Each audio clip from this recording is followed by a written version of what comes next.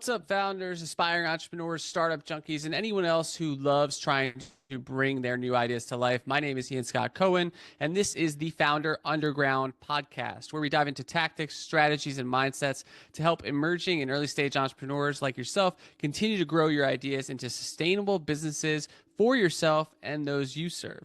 Today's episode is part of our book breakdown series, where I get the amazing opportunity to turn my love of reading into useful info for you and your ventures. So I dig into both the classic books that have shaped entrepreneurship and performance psychology, as well as the latest or lesser known ones that I stumbled upon that I think could have great value for you as a founder. As a reminder, these breakdowns are not meant to be exhaustive or comprehensive, and these are not book reviews either. I'm not going to tell you to not go out and check these out. For all of that, I would just recommend buying the book if what I tell you is interesting. My goal is I try to pull out the nuggets of wisdom that I think would be most helpful and relevant for early stage and emerging entrepreneurs while saving you some time to have to do the research on your own. So with that, let's get into today's book breakdown. Today, I'm going to be talking about a book called The Unicorn's Shadow: Combating the Dangerous Myths That Hold Back Startups, Founders, and Investors by Ethan Mollick, who I will go into his bio in a second. This book was written in 2020, and I found this book after the actual author, Ethan Mollick, was recommended to me by a dear friend, shout out to Doug Roach, who him and I were talking about generative AI and its limitations and its functionality. And he mentioned that Ethan Mollick is one of the more prolific writers about AI right now. And so as I dug into his work a little bit more, I came across this book, which I really, really love. So I'll show it to you real quick if I can get my blurred background off here. So here's the book, The Unicorn's Shadow. The link will be in the notes. So definitely go out and check it out if it's of interest. But let me start by telling you what I really love about this book, and then I'll get into Mollick's bio. So I love this book for three reasons. One, it's super quick. So I don't know if you noticed, but it is only about 80 pages long. It's very thin. It's written back in 2020, but still extremely relevant for today's entrepreneurs and founders. The second thing I love about it is that Mollick focuses on evidence-based conclusions. So actual research. He goes into what the research says. I think there's over 100 different citations to different research papers. And this is a great and refreshing perspective, because if you've been a founder or you're just starting to wade into the startup and entrepreneur space, you know that there's a lot of rules of thumb out there that are biased beyond measure at this point.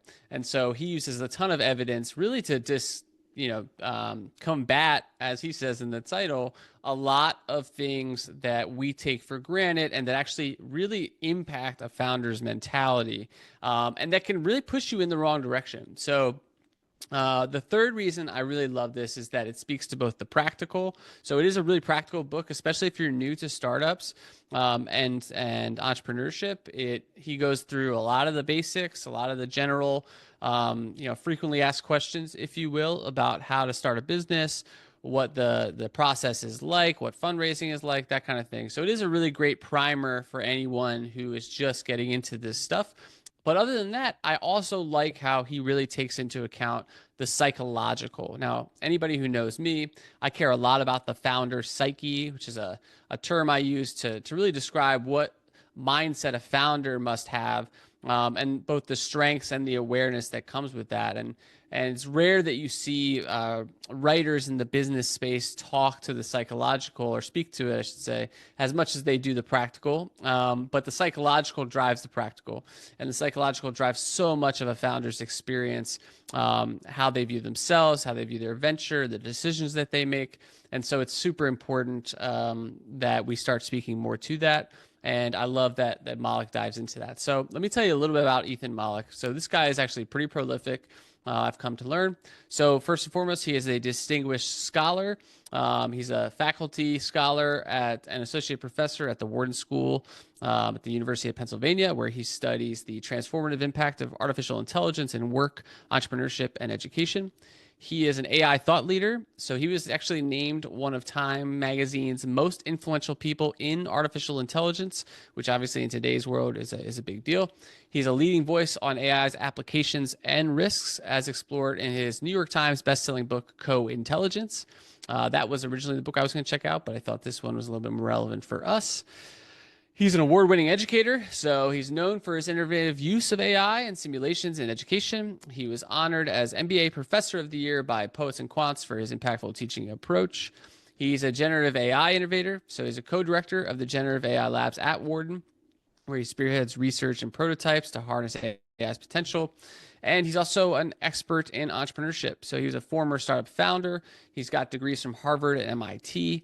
And he really tries to bridge academia and industry. He advises a lot of organizations, navigating the intersection of AI, entrepreneurship, and innovation. So all around, very experienced, very knowledgeable. And I would say that his writing style is also very accessible. So what I love about this book is that he really goes out of his way to dispel myths. That is the sort of a common theme that runs through it.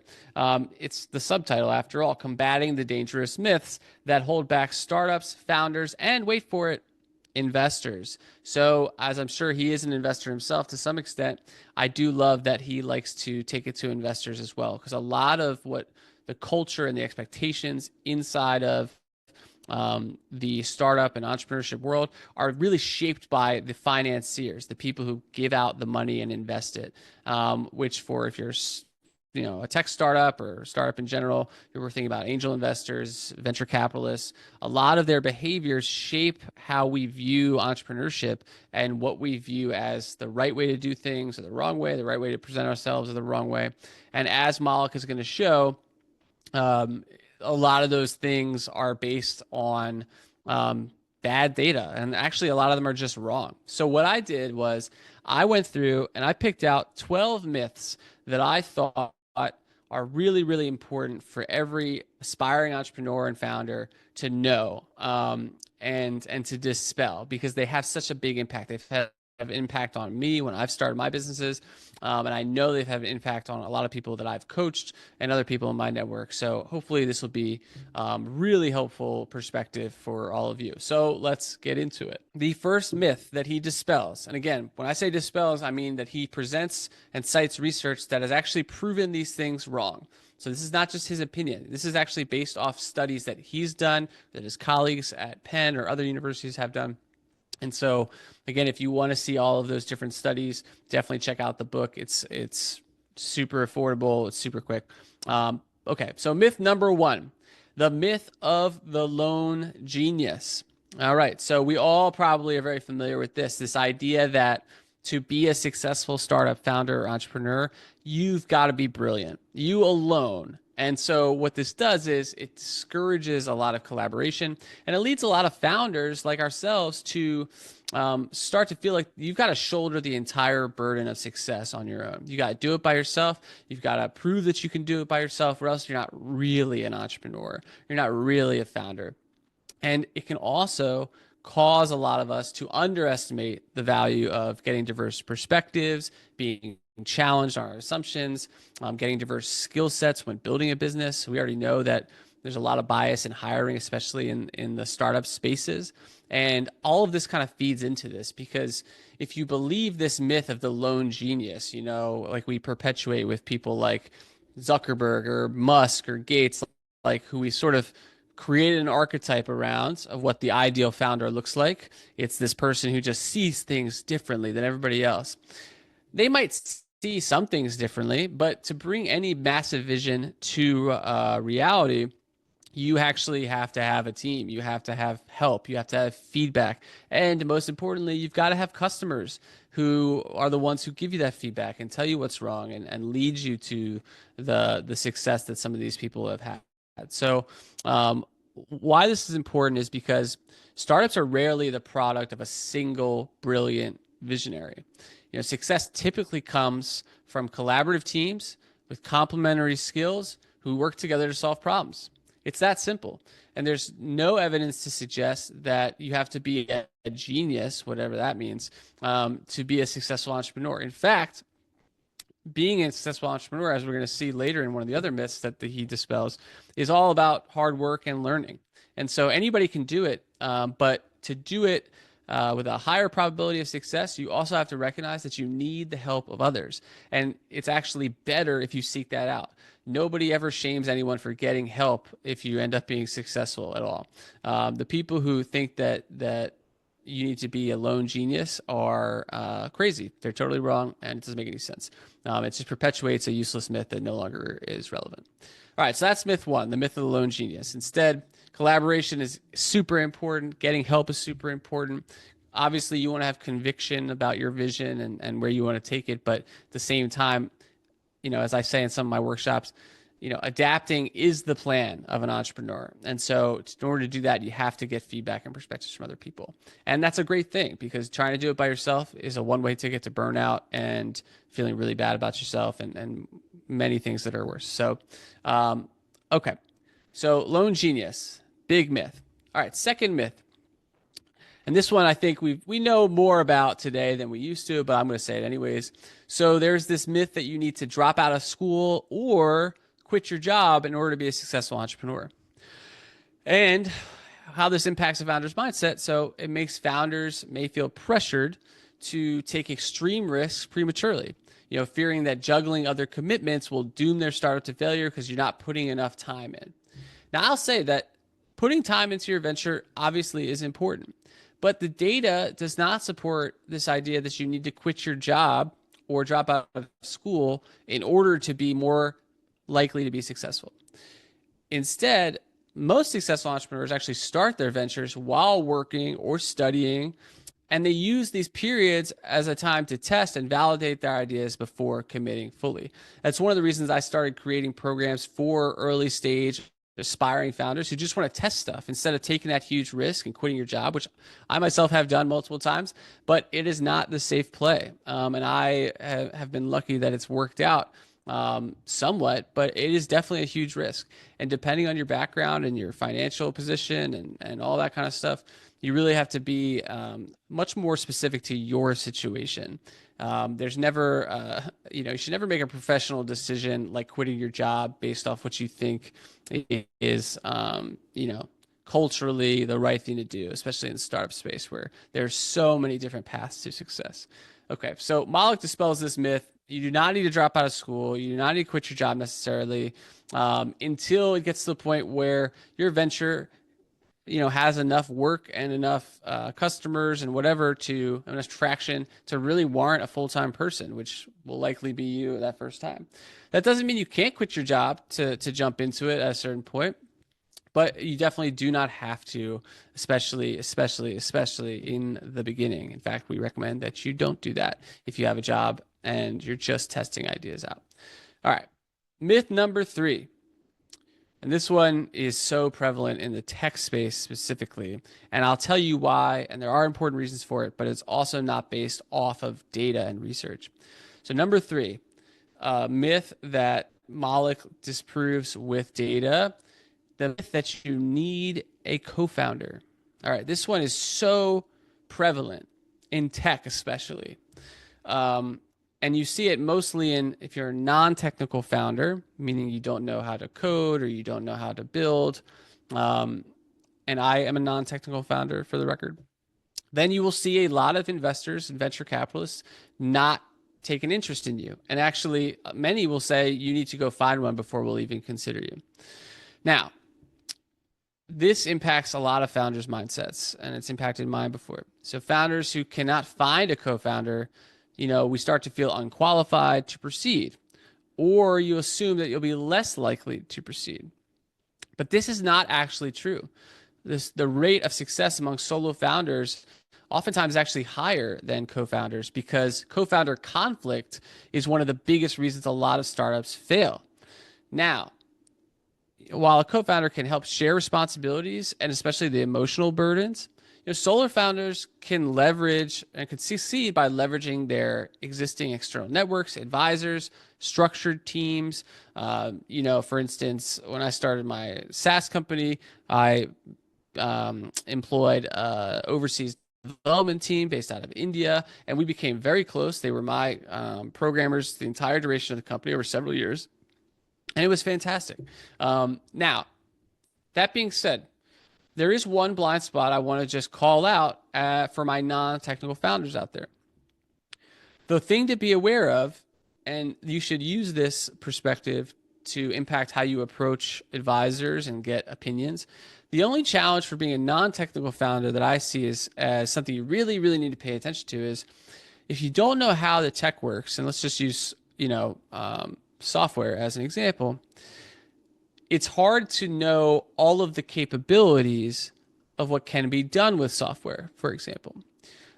So for instance, if you come across a problem your users are having where they have these PDF reports and they want to get that report into your system, you might not know the fact that there are very simple ways to actually make it so you can import and view and utilize PDFs in your application. It's a very basic example, but it's just one of those things where if you don't have the technical know-how, it limits your ability to be creative about your solutions.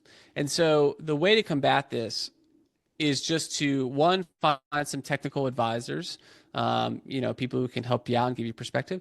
If you hire developers or overseas developers, be upfront too. Tell them the problems you're trying to solve for your user and have them help brainstorm possible solutions.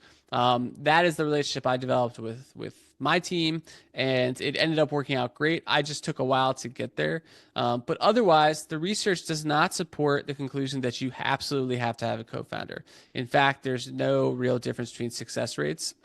So if you are a solo founder, keep at it. Just be aware of your strengths and your areas where you have less knowledge and experience, and try to supplement yourself with advisors, your network, structured teams, et cetera, that can fill in those gaps. But you do not need a co-founder to be successful. A lot of VCs out there rely on that as a way just to filter and get to people that, they think, oh, if they have a technical co-founder, they can iterate faster. It's probably more cost effective early on than hiring somebody, and that person's really invested, so they'll theoretically work around the clock. A lot of those things aren't even that true anymore. But whenever I see VCs who say you absolutely have to have a technical co-founder, they're either focused on very, very technical fields, or they're focused on, so they're just not that great of VCs. And you have to remember, most VCs are not successful. They're actually pretty bad at what they do, and they just follow each other. So, all right, that's myth number 3 before I get my soapbox about venture capital. Myth number 4. Again, we're going through 12 myths that have pulled out of The Unicorn's Shadow, a book by Ethan Mollick, a professor at the University of Pennsylvania and a leading voice on artificial intelligence as well as entrepreneurship. And myth number 4 that I love to pull out, and this one's really, really important too, and pretty eye-opening, is this myth that only young people succeed as startup founders. Again, it's a very tech-specific myth, I would argue. It's just, ever since Zuckerberg and folks kind of came onto the scene when the internet bursted up and all that good stuff, it really took hold of our culture and made that the archetype. So what this does is it makes older, quote unquote, founders, they might feel like you might feel like you've missed your chance to start a company, leading to self-doubt, reluctance to pursue an entrepreneurial path. Like if you are older than 25, a lot of people I know don't even consider entrepreneurship a path because, you also have different responsibilities. If you're starting a family or trying to buy a home or save for retirement, the startup path, entrepreneurial path isn't always the most safe, but it can be extremely fulfilling and obviously lucrative if you're successful. Now, young people love to dive into startups because they don't like to work for other people, and they buy into this archetype that, the college dorm room, you're going to turn a billion-dollar company out. They can do that. That's up to them. It's just not true. So the data shows, get this, the data shows the average age of successful founders is 45. 45, not 25, 45 years old. And I actually think it's gone up over the years. I think it used to be 42, but I could be wrong. Older founders bring experience, they bring networks, they bring credibility that enhance their chances of success. But mostly, I think they bring perspective Because oftentimes their venture is in a space they know deeply, they know a lot about. And that is usually a better sign that somebody might be successful, is how well do you actually know the space that you're trying to build in. That's why you don't oftentimes see somebody with, no background in one area go into a completely new industry all by themselves and make it work there. Co-founders can oftentimes kind of fill in those gaps. But in this case, older, again, the average age of successful founders is 45. Now, I'm curious what the average age is of unsuccessful founders. I bet it's a lot younger, but 45. So it's not too late. I think Ariana Huffington, he mentions in the book, founder of Huffington Post. I think she started her business when she was like 50, 51, or something crazy like that. And so, it's never out of the question. And there's always somebody new trying to blaze a new path. So the myth that only young people succeed is complete BS. And the average age of successful founders is actually 45. So take that, college kids and all the generations after us. All right. Number 5, the myth that only extroverts make great founders. And this one's very personal to me because I am actually an introvert, if you even really like to follow those labels. But I'm certainly more introverted. And so what this does is if you're an introverted person, you might shy away from entrepreneurship altogether. If you're an introverted founder, so you took the leap, you might undervalue your strengths and instead try to emulate extroverted behaviors that don't actually align with your natural style. This is something that when I do coaching, I really try to get into, is like a lot of times we spend so much of our professional life, especially, but most of our lives trying to be the things that we think other people want us to be. And in the startup world, it is the most common thing I see all the time. People who are super passionate and over the top and can paint a picture and a big vision. And that's actually, I think we're going to see later, because I know it was in the book. So maybe I'll just mention, it is, I got a myth later for you, but there's just no data to support the fact that extroverts are more successful or better founders than introverts. And what happens is extroverts oftentimes, they focus so much on extroversion and putting themselves out there and trying to, build a big vision that they can come across as arrogant. They can come across as naive. Introverts, you have to find a way to be persuasive and convincing, but in your own authentic style. People are very perceptive. And if you're pitching to someone to sell your product or to get investment, most people can tell when we're putting on a front or we're trying to like kind of push ourselves to be overly energized. And, I think it undermines your credibility. The better thing to do is just to be who you are, honest about your strengths, honest and about how you present yourself and your demeanor. And if you're excited about your idea, be excited, but that doesn't mean you have to be an extrovert and go and, talk to 1,000 people and all that kind of stuff. So effective founders, they leverage their unique strengths, whether you're quiet focus or networking prowess, and you build teams that complement your skills. There's no one right way to build a team. There's no one right way to build a company. I mean, there are business fundamentals, like you want to make more money than you spend eventually, if not as soon as possible. But in terms of how a business is built and what kind of culture and team it has, it's really up to you, because they're all different combinations of people with pasts, perspectives, expertise, different mixtures. And that's what's so fun about it too, is you really can get a new mix every single time. All right, so you don't have to be extroverted to make a great founder. There's absolutely no data to support that. All right, number 6, halfway through. The myth of the perfect business idea. I think I'm going to emphasize the word idea here. Now, a lot of founders, and I would say aspiring entrepreneurs, people who always want to pursue something but don't necessarily take the next step, you tend to get obsessed over waiting for that perfect idea, which delays action. You also dismiss ideas that you think might seem too small or too simple or not like cutting edge enough.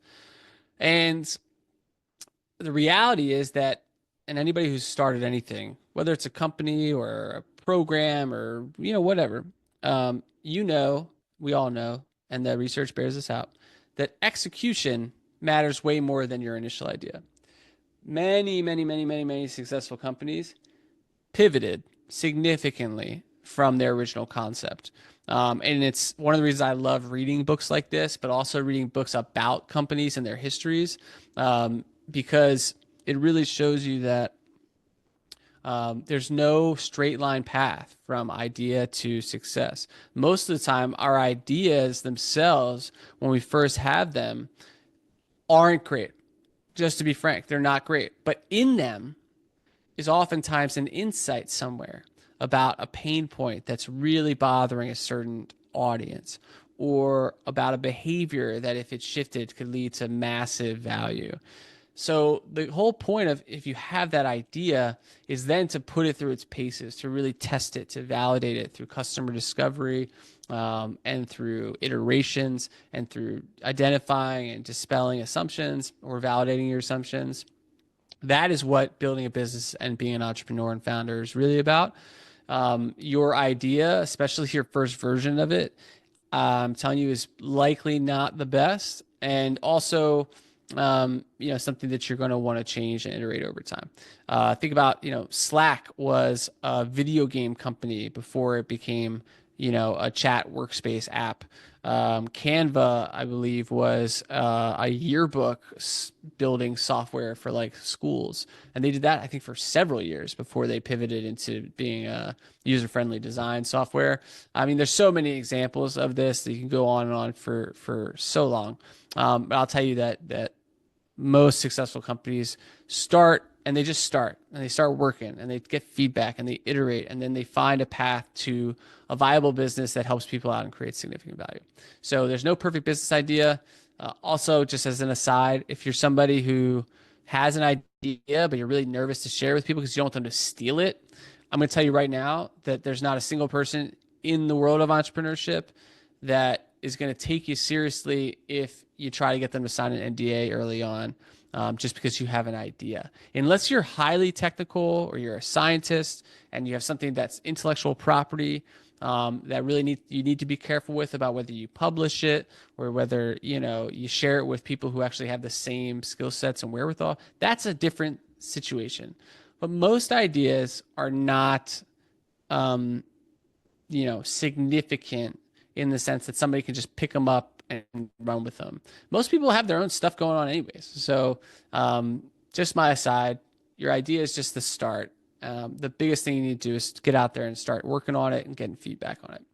You do not have to have a perfect business idea. All right. Myth number 7. So this one's really interesting and actually very, very counterintuitive. So this myth, and this is why the research here is important. There's this myth that you should never work with family or friends. Now, what this does is, and actually, I would say that the myth is mostly never work with family, but I guess friends is also something that people think about.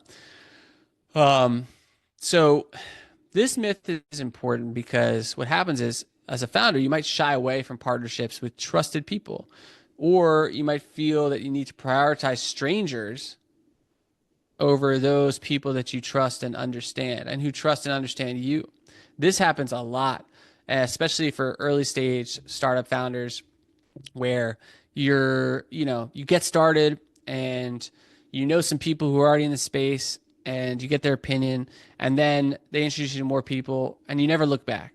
You never go back to those initial relationships that you have trust with, that probably knew you before you started, because you think that you need to keep finding more people until you find those significant people that are going to unlock the doors or join your team, all this crap. The truth is very much the opposite. Not that you shouldn't expand your network. You should always try to do that in a reasonable way. But we oftentimes underutilize our existing communities and our existing relationships. The people who know us, the people whose opinion is going to be more honest, whose opinion we can trust because we know where it's coming from. That's why you should really don't forget about the people who have your back even before you start it. But to get back to this myth more specifically, so the myth again is that you should never work with family or friends. Now, here's what the reality is, and this is wild. So working with family, the research shows, actually can lead oftentimes to better outcomes than working with friends. Because family members, you tend to have clear roles, you've got shared commitments, you've got a lifetime of trust usually. Now, if you don't have a great relationship with family members and not a trusting one, then yeah, you probably should not try to start a business. But that shared commitment that you care about each other, you oftentimes share the same goals, you share the same experiences, perspective, you can see the world in a similar way. And you know that there's that love there too, which I think he doesn't talk about, but is certainly a part of this picture. It shows that family members can actually be amazing partners. We see it on Shark Tank all the time, couples or whole families who start businesses that are super successful. Oddly enough, working with friends is a bad idea, largely. The data shows that when you work with friends, you're actually more likely to fail than if you worked with family or coworkers, as I'll touch on in a second. And here's the reason why.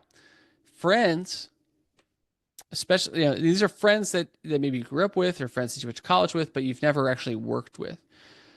What happens with friends is oftentimes the lines between personal and professional get blurred, right? And I've seen this happen. I've started an organization with friends before, and it actually worked out well, but it's because we also worked together in a way before then. But with people you've never worked together with, and we all know work is different than friendship. There's very different. It's like you have different standards of what success looks like, standards of what a finished product might look like. You have different standards about what hard work means and how many hours you should put in, and what level of detail matters. All those things usually don't have that rapport with your friends. And it leads to immediate conflict almost instantly. And so be very wary about going down the path of friends. Ideally, you'd start, if you want to work with friends, which again, you can, but you just want to be careful and you want to be very intentional about building a common language, defining some of these standards I mentioned, trying to work on something small before working on something big, those types of things. Now, that's because when you work with coworkers, actually, they tend to make the best partners when it comes to starting a business. And that's largely because there's a lot of professional alignment. So not only have you worked in the same companies or organizations, same environments, so you have that kind of shared understanding of what work looks like to you, again, which is important when you're talking about, standards of excellence, standards of completion, standards of what hard work is, those different types of things. But also usually you come from a place where you're complementary already, and you're used to being in a professional environment. You have a professional relationship that's based off your professional experience. And so family and coworkers actually tend to have better rates of success than working with friends, which can lead to a lot of blurred relationships and interpersonal conflict that you definitely don't want. All right, myth number 8. So this myth is that to be a successful entrepreneur, you always have to take big risks. So, you've got to shoot for the moon. You got to try to impact the world. You got to come up with something that no one's ever seen before. And what happens is founders who believe this, you might take reckless actions. You make reckless choices. You assume that massive risk taking is the only way to achieve massive success, which just is not how it works. If you think about building a business as climbing a mountain, which it very much kind of is, and especially if there's no clear path, most of the time you're not trying to jump from one ledge, 15 feet to another one where you might fall off and kill yourself. No, you want to take calculated risks. The reality is that successful founders are the ones who oftentimes take calculated, incremental risks, focusing on small experiments, validating your assumptions before scaling, and just kind of working your way slowly but surely towards a big business. The famous saying, Rome wasn't built in a day. Roman Empire was one of the greatest empires of all time and lasted for a long, long time, but it was not built overnight. There's no one big thing that made it into what it was. It's just progress, consistency. That is what being a successful entrepreneur is about, and the data backs that up. All right, myth number 9. This one's important.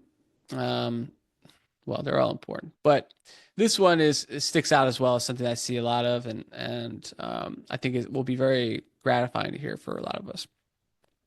So there's this myth that passion is the key to your success. Okay, so passion, this idea that you have to be really emotionally invested and that you really have to lay it all out there emotionally and energy wise when you're pitching people and presenting. So what founders do is oftentimes they overvalue their emotional investment and they neglect operational discipline. They neglect discipline of testing their assumptions, validating their assumptions.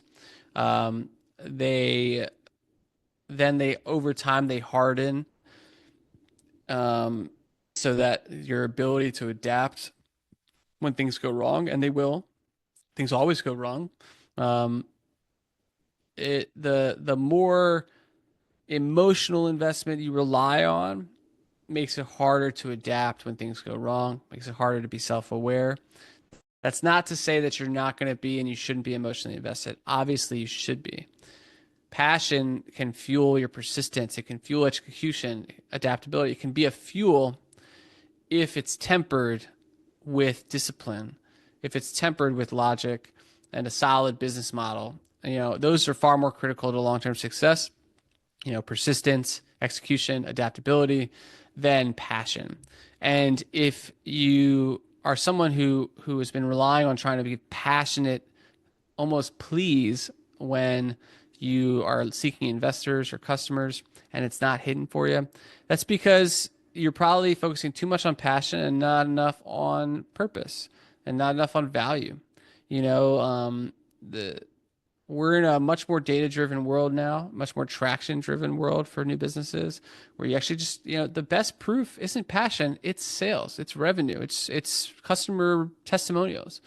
And honestly, they're way more gratifying anyways. So, this is music to the ears of every introvert out there who doesn't like to really go all out. But passion is not a key to success. It can help fuel the keys to success, which is persistence, execution, adaptability, etc. But you don't want to overdo it. And I'll add to this in that a lot of times for first-time founders, especially, what I see happen, and I tell so many people this because I really believe it, is that if you're a first-time founder, you have your idea and you get really, really invested in what that is and how great it's going to be and how it can change the world or the world you're trying to impact. And you build this vision up in your head of what it's going to look like. And over time, though, your idea and your identity come together. And they get so intertwined that your idea is your identity. Your startup is your identity. And that is a dangerous place to be because, for one, you've got a lot of work to do. And like we said before, your idea is almost certainly not perfect and it's going to need a lot of work, a lot of iterating. And so if it's tied to your identity, then every time you get feedback or criticism or comments, even if you look up competition, if your identity and your idea are intertwined, it gets really difficult. It's like a punch to your ego every single time. And it actually makes you stray away from the things you need, which is feedback, which is iteration, which is perspective. And so just keep in mind that as you get emotionally invested in your venture, try to get emotionally invested in yourself as an entrepreneur who's trying to solve problems, not in your specific idea. If you get wedded to the idea and it turns out to be a really, really bad one, it's going to be like an anchor. It's going to take you right to the bottom of the ocean. Instead, you want to be, emotionally invested in entrepreneurship, and being someone who brings ideas to life, who figures out how to build businesses that add a lot of value to people's lives. And that's usually why a lot of us start anyways. We want to change something that we are dissatisfied with, or we want to help people. And, not everybody wants to just go out there and be a billionaire, which is so rare anyways that it's not even based off skill. It's just, a lot of it is timing, luck, and all that kind of crap. So passion is great for fuel, but persistence, execution, adaptability are way more important. All right, the last three myths. So number 10, the myth that entrepreneurs are born and not made. So this especially impacts founders who maybe you don't have an entrepreneurial background at all. So you doubt your potential, while others may mistakenly assume they don't need to develop skills or learn the craft. Entrepreneurship is a craft. Building a business is a craft. It just is. Learning how to make all of these things happen, whether it's like building a product, finding customers, doing discovery, finding investors, like figuring out marketing, figuring out, all that kind of stuff. It's a craft. That's why you see people doing it over and over and over again.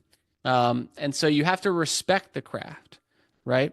You have to respect the fact that there are frameworks that work, strategies that work. There's also strategies that don't work.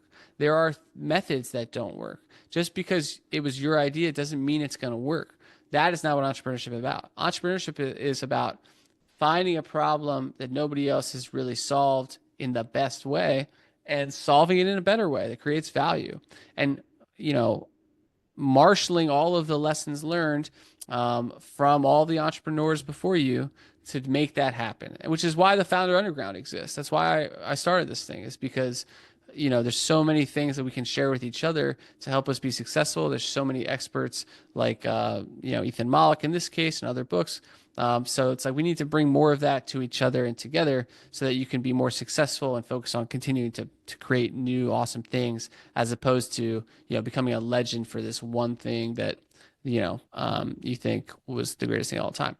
Entrepreneurship is a skill. It's a craft. It can be learned through deliberate practice, mentorship, experience, just like good old-fashioned learning. They do degrees now in entrepreneurship, and that's because there is enough stuff that you can actually go out there and learn it. I'm not saying you should get a degree in it, but it exists. All right, the last two myths. Again, this is from Ethan Mollick's book, The Unicorn's Shadow, how combating the dangerous myths that hold back startups, founders, and investors. We've gone through 10 myths so far that, again, Ethan Mollick does a great job of combating these myths that kind of rule our culture and way of thinking about entrepreneurship with data, with research. So these are not just like his opinions. These are backed by research that either he or colleagues or others in the field have done. So myth number 11 that I like to pull out, this one, again, it's pretty interesting, is the myth that you need a huge market to succeed, which leads a lot of founders to ignore smaller, underserved markets in pursuit of, billion-dollar opportunities and missing chances to build sustainable businesses. Venture capitalists, and again, the financiers who raise a fund, invest in, and really look for that high growth in a short period of time, they're one of the ones hugely responsible for this myth. It's because it's driven by their priorities, not yours as a founder. You don't need a massive market to succeed. The investors want you to have a massive market so that they can make a ton of money if you're wildly successful. But the fact is that most businesses start in niche markets and grow steadily. And then over time, you start to add people to your audience. Dominating a smaller market can be a much better strategy than trying to compete in a crowded one. I will also say that one of the most famous books in business of all time, in innovation, I should say, The Innovator's Dilemma, they hit this pretty head on. This is like the core thesis, is that most big companies miss opportunities to disrupt themselves and create massive new markets because they ignore niche markets, or they ignore small problems that they don't think have big markets, which is silly, because a lot of times you have to solve a small problem to create a new market, right? And it opens the door to a whole another thing, a new category, which can be even more lucrative than going into an existing market. And so it's really important to keep in mind, you don't need a huge market to succeed. You just need a valuable way to solve a problem and there's enough people with that problem to give you a sustainable business. I also, you can go into how A lot of times, building a massive business means getting venture capital. That's also not true. That's one of the myths here is that venture capital is required to be successful. And that's actually the myth I'm going to finish with. I had another one on here about working with friends, but we kind of already ran into that. So I'm going to add in the last 12th myth is that you need venture capital or even outside investment to be successful, which is just ludicrous. There's no data to support that. In fact, the vast majority of companies out there, both historically and today, have not gotten venture capital. Vast majority have not gotten outside investment. Those things are financing mechanisms. That's how you have to think about it. They'll try to convince you of all those things, but they're financiers. They're like a bank in that they need to, they're wanting to give you money in hopes that you can return them a lot more money. I mean, that's what it comes down to. They can provide networks and support and all that good stuff. But ultimately, to be a successful entrepreneur, you do not need venture capital. You do not necessarily need outside investment. Those things can help if you've got a good product or service that's starting to get traction and you have the opportunity to grow and you know what you're going to spend the money on. But if you don't have those things, don't worry about investors so much. Worry about finding potential customers and building something that they will buy, ideally that you can pre-sell to them. That's a much better way to do it. And it's also the much, much, much more common way. So with that, I'm going to close out this episode of the Founder Underground podcast, one of our book breakdowns. Again, we were talking about Ethan Mollick's The Unicorn Shadow, a super awesome 80-page primer book on startups, entrepreneurship that is all based off what the latest research has told us about how entrepreneurs work and what actually leads to success versus, what a lot of us have, come to believe about what leads to success. So real quick, I'm just going to rattle off the 12 one more time. So there's the myth of the lone genius. You do not have to do it alone. In fact, most successful founders do not do it alone. They find advisors, they find networks, they find communities. Number 2, the myth that you need to drop out of school or quit your job to succeed. In fact, that's not true. Most successful entrepreneurs start their ventures on the side and really test and validate their ideas. There's the myth, number 3, that you need a co-founder. There's no data to support that having a co-founder makes you more successful. In fact, a lot of times having co-founders can lead to interpersonal conflicts that actually lead to less success. You just want to make sure that you have and are surrounded by the skill sets and perspectives, whether it's advisors, networks, contractors, whatever, who can help you bring your business to reality in a way that's going to work. Myth number 4, the myth that only young people succeed, complete BS. The average age of successful founders is 45. Myth number 5 is the myth that only extroverts make great founders. You gotta be still able to stand on a stage and, pitch people to your lungs go out. That is not true. Both introverts and extroverts can succeed. It's about really leveraging your unique strengths. Number 6, the myth of the perfect business idea. There's no perfect business idea.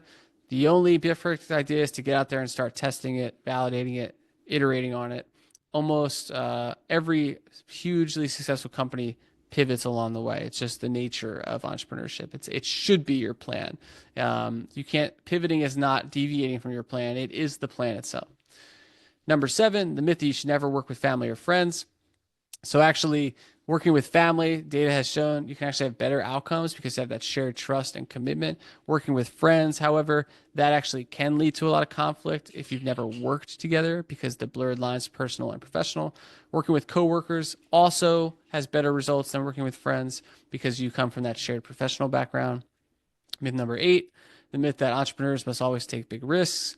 Definitely don't need to do that. In fact, you want to do the opposite. You want to take calculated incremental risks and focus on small experiments to validate your assumptions. Number 9, the myth that passion is the key to success.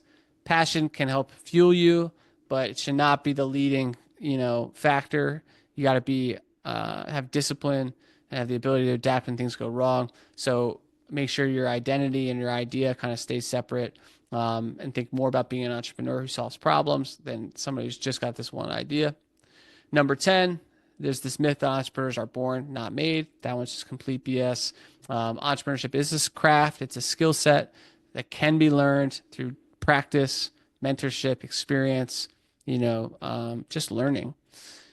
Number 11, the myth that you need a huge market to succeed. You do not. In fact, most great businesses start with niche markets that they can really, really serve perfectly or very, very well, and then they grow steadily to new markets. And the last myth that I shared was that you need venture capital in order to be successful. That one's just complete bogus. You definitely don't. The vast majority of companies out there never get venture capital. And the ones that do, most of them aren't successful either. So thank you again for tuning in. This is the Founder Underground podcast. I'm your host, Ian Scott Cohen. This was our book breakdown episode as part of our book breakdown series where we get an amazing opportunity to turn my love of reading into useful info for you and your ventures. So until next time, keep at it. And, we're here if you need support. Otherwise, have a great rest of your day. And we'll see you soon.